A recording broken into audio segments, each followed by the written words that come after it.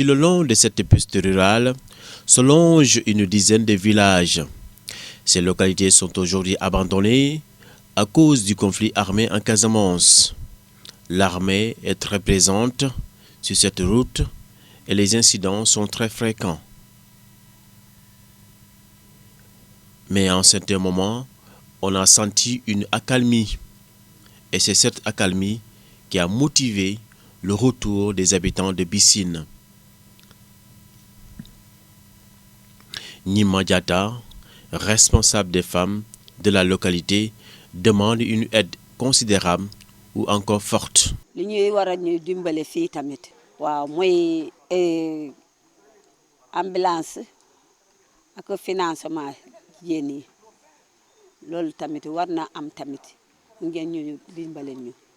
dañuy waaj la dañu liggéey lu bari pour jàngale wante daal mënuñu continuer ndax ñu ngi ci dëkk nit yi mënuñu ko defar pour mu mun a baax ay saabu defar nañu ko loolu yëpp jàng nañu ko wante mënuñu ko continuer ndax lal nekkuñu ci suñu dëkk bi.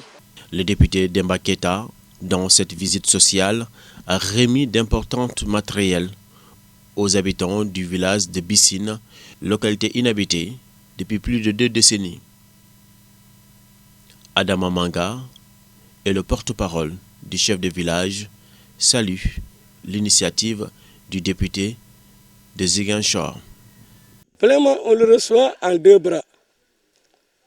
On le remercie très vivement pour avoir suivi la politique du chef de l'État à la lettre. Vraiment, on le remercie parce que ça vient à son moment. Aujourd'hui, si vous entrez dans nos huttes là pour voir là où on se couche, vraiment vous aurez piqué de nous. Tout récemment, on a reçu des moustiquaires. Si les matelas viennent vraiment en appui, vraiment, on ne fait que le remercier. Et on est vraiment content et tout le village de Bissine le remercie vivement.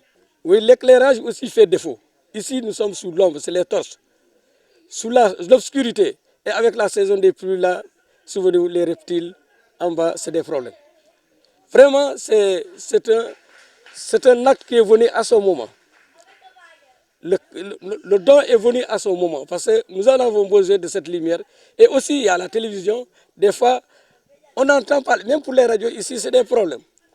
Si nous avons une télévision, vraiment, on n'a rien à dire, nous sommes à Bissine et tout le monde est content. Le village ne fait que vous remercier. Aujourd'hui, nous avons besoin de projets pour s'installer parce qu'aujourd'hui, si on a des projets pour installer les jeunes et les femmes, nous avons l'école, nous avons le poste de santé, vraiment, on ne fera que vraiment le remercier. Parce que là, ça permettra aux populations de rester sur place. Les jeunes ne vont plus bouger. Et c'est ça, c'est notre culture. Depuis lors, nous n'avons pas l'habitude d'émigrer. Nous avons nos vergers ici. C'est une terre qui est riche, qui aujourd'hui, si on peut le retrouver, vraiment, on ne fera que se réjouir.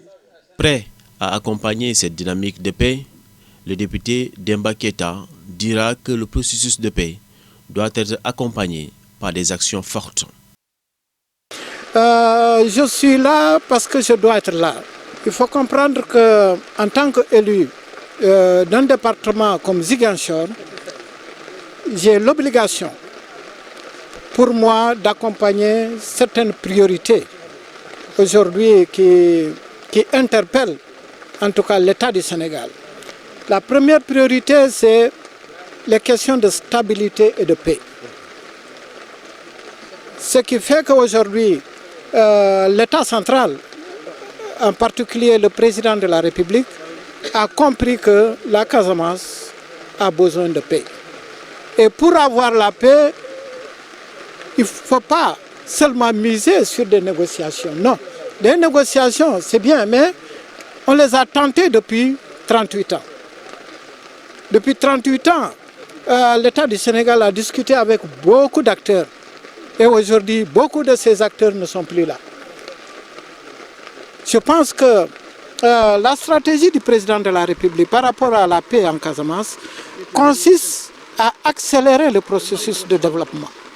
C'est-à-dire, tout ce qui créait en tout cas des frustrations tout ce qui constituait comme obstacle au bien-être des populations, qui à un moment était mis dans un dossier de revendication par le MFDC, je pense que c'est de ça qu'il fallait s'attaquer. Et c'est ça que le président Macky Sall a compris.